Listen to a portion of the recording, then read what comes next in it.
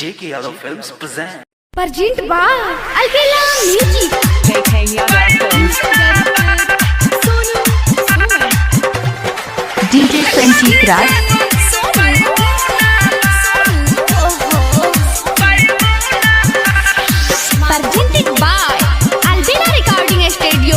DJ Sanjeev Raj के तरफ से आइल बावे नाच देखे बैठल बाटे सोरी पा आइल बावे नाच देखे बैठल बाटे सोरी पा तब ही से टुकुर टुकुर ताकतावे ढोरी पा तोरे ढोली कि तोरे ढोली हटना तोरे ढोली त खाली नमूना बा एकरा नीचे बहिर कोई गुना बा तोरे ढोली त खाली नमूना बा एकरा नीचे बहिर कोई गुना बा ना मंगो DJ Sanjeev Raj.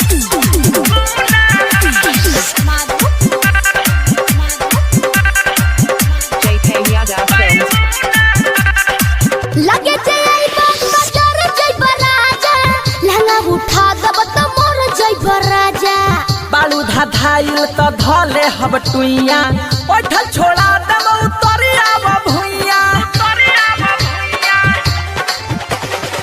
लगे जे आई बात बाजार जय बराजा लहंगा उठा दब त मोर जय बराजा बालू धाधाइल त धले हब टुइया ओठल छोड़ा दब उतरिया भुइया बकर बकर बोला तारा चढ़ तारा मुड़ी पा बाड़ा तू बेहाया झूठे अंठ तारा छुड़ी पा हो तोरे ढोली हटा तोरा ढोली त खाली नमूना बा एकरा नीचे गहिर कोई गुना बा तोरे ढोली त खाली नमूना बा एकरा नीचे गहिर कोई गुना बा अरे कहे नहीं खबर DJ Sanjeev Raj. Amarinder Albela and Shilpi Raj JK Yadav Films. Presented by Alvela Recording Studio. Simla. काहे न मनवा पर खेला काबू चोली में बमबा भड़क जाइब बाबू भुअर भोजपुरिया कहे मल बालू फरजी दहिया के झर जाई सारा ये नरजी ए सुना तारू हो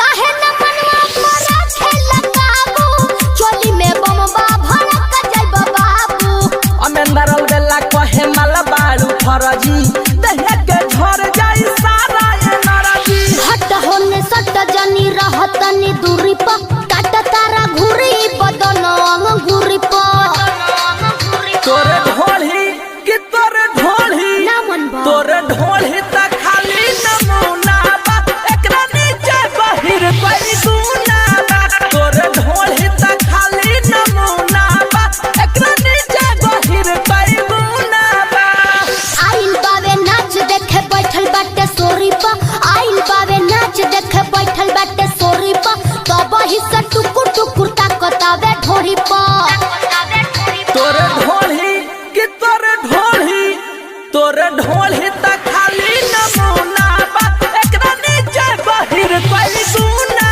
बा तोरे ढोली त खाली नमूना बा एकरा नीचे बहिर कोई गुना बा DJ Sanjeev Raj.